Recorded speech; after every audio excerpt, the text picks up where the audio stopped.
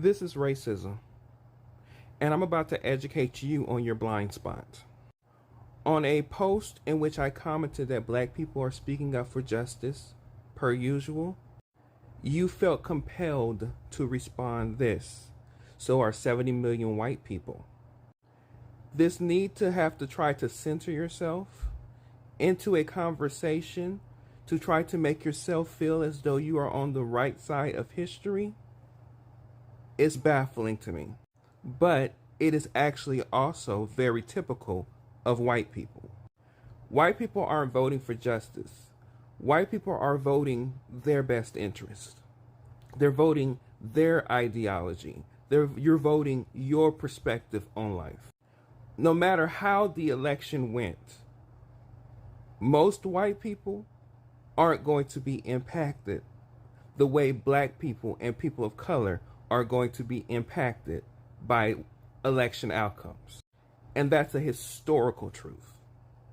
So you could have voted for Mickey Mouse and still not face any type of harm or threat to your own personal security, safety, and the essence of who you are in the United States of America.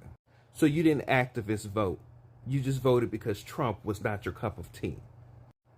But at the end of the day, when black people vote and have to make decisions, we have to determine which political side is going to be less harmful to us. Because guess what? Newsflash, they're both harmful for us. So to try to put yourself with us as though you're siding with us and then come in with this blind spot of ignorance and racism and not actually recognize you're doing it is part of the problem. Maybe you're so far left you're back on the right. And let's be historically accurate here.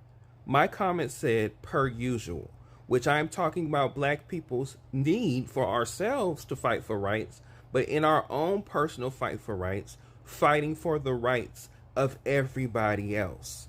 And that includes white women. When black men and women didn't have the right to vote, neither did white women.